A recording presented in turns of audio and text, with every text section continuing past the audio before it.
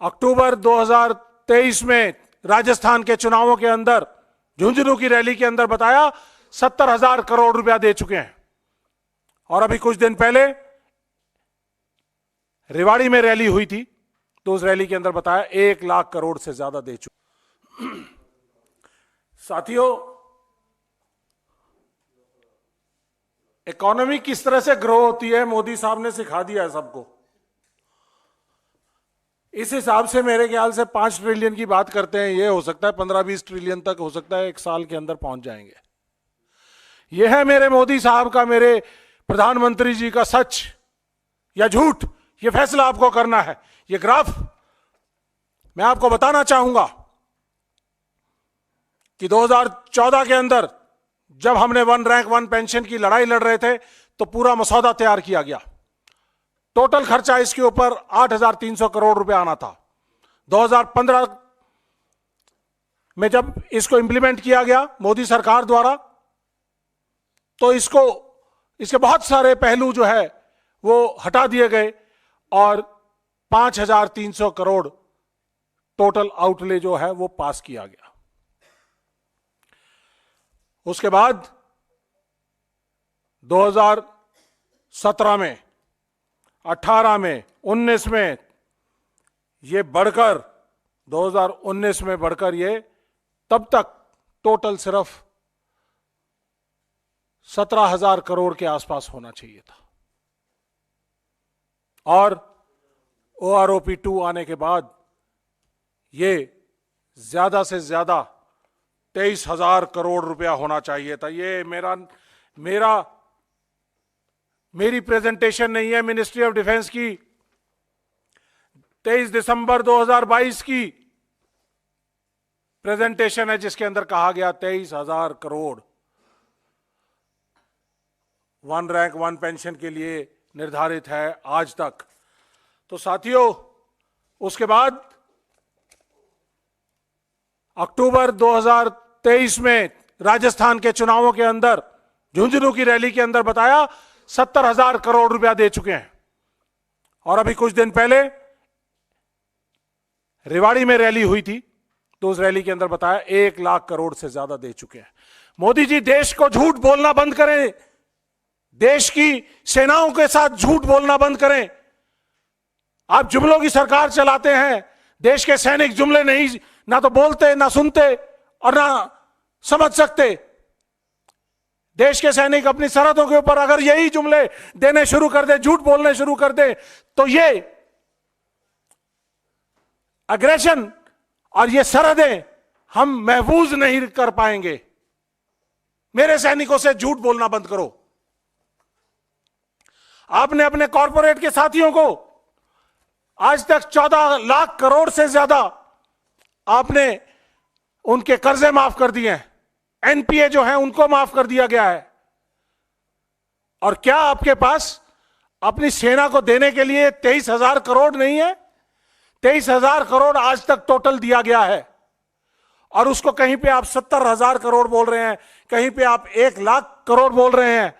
और इस तरह से जिस स्पीड से आप चल रहे हैं तो शायद हो सकता है कि पूरा का पूरा डिफेंस का जो 6,50,000 करोड़ का जो बजट है उसके बारे में भी आप ये बात करेंगे 2024 के इलेक्शंस के अंदर कि यह सब कुछ हमने 1 रैंक 1 पेंशन के अंदर दे दिया।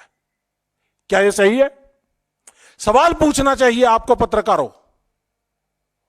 मोदी जी से सवाल पूछिए, हमसे मत पूछिए कि आप झूठ क्यों बोल रहे हैं। मजाक बना दिया आपने इस 1 रैंक 1 पेंशन का।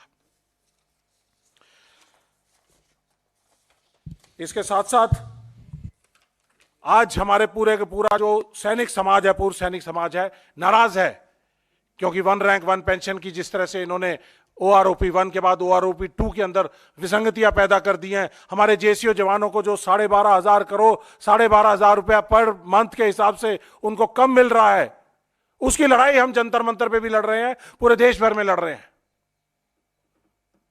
मैं जानना चाहूंगा आपके माध्यम से कि ये 23,000 करोड़ से लेके और जो 1 लाख करोड़ के बीच का जो 77,000 करोड़ का जो डिफरेंस है, आपने किन अपने पूंजीपति साथियों को दिया है, फौजियों को नहीं दिया, फौजी परिवारों को नहीं दिया, वन रैंक वन पेंशन को नहीं दिया, आपने किन अपने पूंजीपति साथियों को दिया है, यह मैं पूछना चाहूंगा आपसे।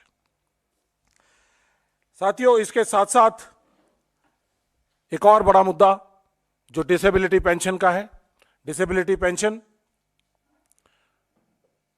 जब फौज का सैनिक कहीं लड़ते लड़ते घायल हो जाता है तो उसको दिया जाता है, डिसेबिलिटी के हिसाब से, जितनी डिसेबिलिटी है उसके हिसाब से उसको दिया जाता है। उस डिसेबिलिटी पेंशन के लिए इन्होंने एक नई पेंशन स्कीम लेके आए हैं, जिसके अंदर डिसेबिलिटी को खत्म कर दिया गया है। डिसेबिलिटी पेंशन अब डिसेबिलिटी पेंशन नहीं रही है, इसका नाम दे दिया गया है इम्पेयरमेंट रिलीफ।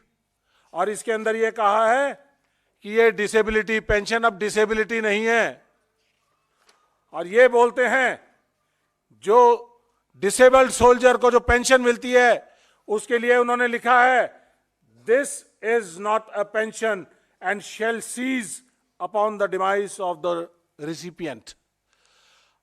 अगर सैनिक को पेंशन मिल रही थी, डिसेबिलिटी पेंशन, तो डिसेबिलिटी पेंशन मिलने के बाद अगर उसको उसका देहांत हो जाता है तो उसके परिवार को उसके पूरी पेंशन मिलती रहती थी, फैमिली पेंशन के तौर पे उसको 40% कम किया जाता था। लेकिन आज उसको ये डिसेबिलिटी पेंशन का जो पोर्शन है वो 0 हो जाएगा। मोटी मोटी बात इतनी है कि अगर 100% डिसेबल्ड सोल्जर को 100 रुपीज पेंशन मिलती थी तो 100 रुपीज उसको डिसेबिलिटी पेंशन मिलती, 200 रुपया। और जैसे ही उसका देहांत हुआ तो यह पेंशन 200 रुपए से घट के सिर्फ 50 रुपए मात्र रह जाएगी। 150 रुपए मोदी साहब इस पेंशन से निकालकर अपने पूंजीपति साथियों को देंगे। ये पेंशन पॉलिसी है, यह है मोदी जी का देश प्रेम, सेना का प्रेम, राष्ट्रवाद। पहले ये जो डिसेबिलिटी पेंशन थी इनकम टैक्स के परव्यू से बाहर थी, अब क्योंकि ये डिसेबिलिटी पेंशन ना रह के इंपेयरमेंट रिलीफ है तो ये इनकम टैक्स के दायरे में भी आ गई। तो जो 200 रुपए पेंशन मिलती थी तो उसके ऊपर 30% टैक्स लग के उसको सिर्फ मात्र 140 रुपए मिलेंगे। ये फर्क है। ये जो आंकड़ों का हेर फेर मोदी सरकार कर रही है देश के सैनिकों के साथ, इसका कितना आउटले है, टोटल आउटले सिर्फ 4000 करोड़। मोदी जी 14 लाख करोड़ एनपीए में आप माफ कर सकते हैं अपने सैनिकों को, पूर्व सैनिकों को जिन्होंने लड़ते लड़ते घायल हुए हैं, उनको 4000 करोड़ नहीं दे सकते? उस 4000 करोड़ की लूट करने के लिए आपने नई पेंशन पॉलिसी निकाली है और इसको डिसेबिलिटी पेंशन को खत्म करने का काम किया है। शर्म आती है मुझे आप पे, आपके राष्ट्रवाद पे शर्म आती है, आपके सेना के प्रेम के ऊपर शर्म आती है। आपको कोई अधिकार नहीं कि आप सियाचिन में जाकर, कारगिल में जाकर, दराज में जाकर हमारे सैनिकों के साथ होली और दिवाली मनाएं। नहीं चाहिए ऐसी होली और दिवाली आपके साथ। हमें चाहिए तो सेना के घायल साथियों का सम्मान चाहिए, उनके परिवारों का सम्मान चाहिए, हमें वन रैंक वन पेंशन चाहिए। और इसका एक और पहलू, जो डिसेबिलिटी पेंशन्स किसी सैनिक को मिल रही थी उसके खिलाफ मोदी सरकार की मिनिस्ट्री ऑफ डिफेंस उनके खिलाफ सुप्रीम कोर्ट में जा रही है। आर्म्ड फोर्सेस ट्राइब्यूनल्स, उन्होंने जो फैसले किए हैं उन फैसलों के, सैनिकों के हक में फैसले किए हैं और उन फैसलों के खिलाफ पीआईएल अभी दायर की गई है। ऐसी ही पीआईएल पहले 2019 में भी दायर की हुई थी। और 2019 के अंदर इलेक्शंस, क्योंकि जनरल इलेक्शंस आ रहे थे, तो उस समय पर मोदी जी ने इसका संज्ञान लेते हुए वो सारे के सारे केसेस सुप्रीम कोर्ट से विड्रॉ कर दिए।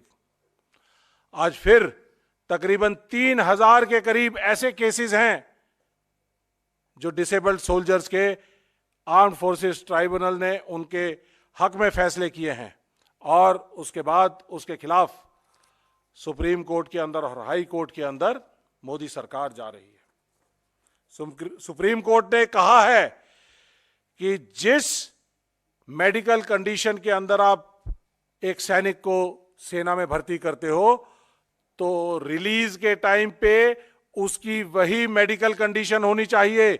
उसके तहत अगर उसकी कोई भी मेडिकल कंडीशंस में फर्क होता है तो वो सेना के स्ट्रेस, स्ट्रेन, लड़ाई और सब चीजों को संज्ञान में लेते हुए वो सैनिक की डिसेबिलिटी मानी जाए।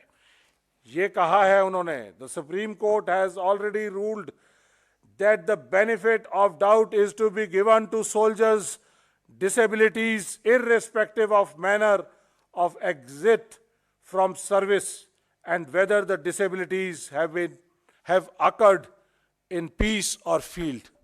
ये सुप्रीम कोर्ट कह रहा है, मैं नहीं कह रहा हूं, सुप्रीम कोर्ट ने माना है। लेकिन मोदी सरकार इसको नहीं मानती है।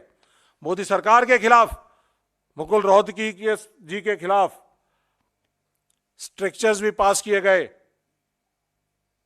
और कहा गया कि this is causing loss to the state and embarrassment to the government.